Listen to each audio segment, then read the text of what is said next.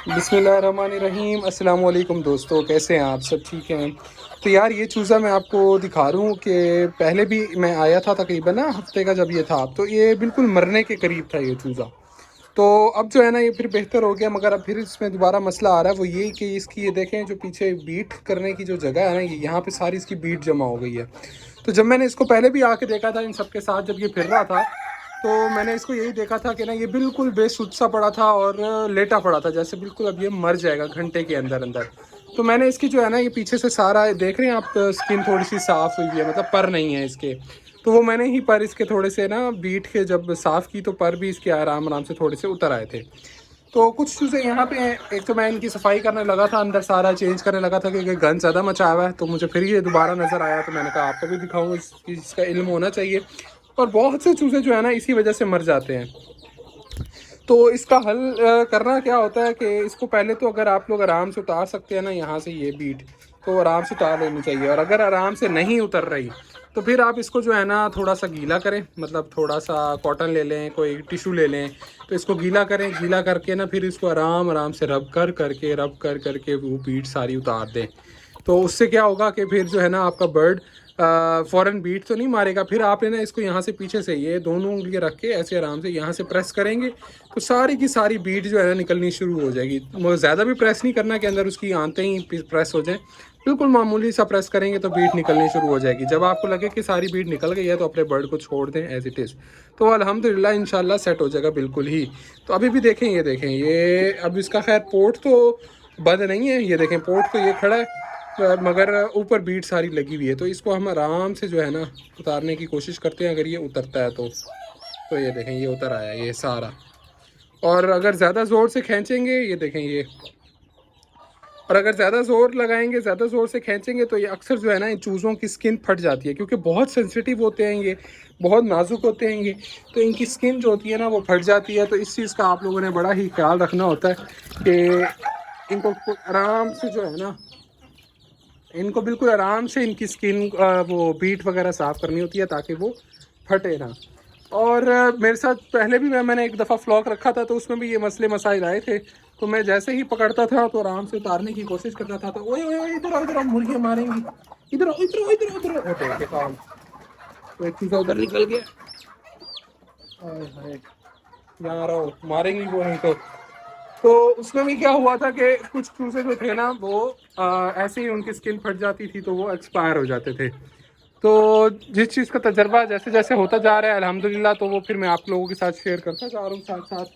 तो अल्हम्दुलिल्लाह अब इसमें से हमारे पास अभी तक एक भी मोर्टेलिटी नहीं हुई। तो ये तकरीबन 2 हफ्ते के लगभग होने वाले हैं, बल्कि हो गए हैं लगभग 2 हफ्ते के।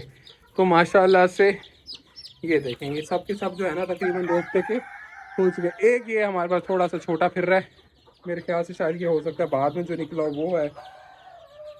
तो ये सारे तो आ गए यहाँ, इनके ऊपर जो है ना थोड़ी सी बर्तन डाल दें ताकि फिर से ये बाहर ना निकले। ये ऐसे ट्रे रख देते हैं। तो अब जो है इसकी अच्छे से सारी सफाई करनी है ताकि इनकी ये जो पर शर गंदे हो रहे हैं, पंजे गंदे हो रहे हैं, तो वो ना हो। और ये अल्हम्दुलिल्लाह हमारी मुर्गियाँ भी जो है ना अब बिल्कुल तकरीबन तकरीबन तैयार हैं। इंशाल्लाह इंशाल्लाह कुछ दिनों में ही जो है ना, 2-4 दिनों में ही, बल्कि ज़्यादा दिन भी नहीं, 2-4 दिनों में ही जो है ना इन सब का वेट करना है हमने। और वेट करके फिर जो है इनको हम मुर्गों के साथ लगा देंगे और इंशाल्लाह ब्रीडिंग स्टार्ट कर देंगे इनसे। और इसमें जो है ना कुछ मुर्गियां जो है ना अभी भी वो प्लकिंग वगैरह कर रही हैं, मतलब वो जो चोंच मार के दूसरी मुर्गियों के पर खींच लेना और इस तरह के मसले मसाइल, मुर्गों में ये चीज़ बहुत ज़्यादा होती है, फीमेल्स में फिर भी कम होती है। तो इस चीज़ का जो मुझे रिज़ल्ट मिला ना वो ये है कि आप लोगों को इनकी चोंच ज़रूर काटनी चाहिए। बहुत से लोग जो है ना सिर्फ खूबसूरती की वजह से, जैसे कि मैंने इनकी सिर्फ चोंच इसलिए नहीं काटी कि भाई फार्म वाले काटते हैं तो उनकी खूबसूरती जो है ना ख़राब हो जाती है, आगे से ना थोड़ी सी चोंच काट देते हैं। मैं इंशाल्लाह इन चूज़ों की ज़रूर काटूंगा और उसकी अपडेट भी आप लोगों के साथ हर चीज़ साथ साथ करूँगा कि कैसे काटनी है, कितनी काटनी है, क्या हिसाब किताब होता है। अब वो देखें, वो जो सामने मुर्गी खड़ी है ना ये वाली ब्राउन, ये देखें इसकी कमर देखें कैसे सारी गंजी हुई हुई है, वो देखें सारी। तो ये जो होती है ना एक दूसरे को काटती हैं मुर्गियाँ, जब आगे से चोंच थोड़ी सी ट्रिम हुई हुई होती है ना तो ये हरकतें नहीं करती।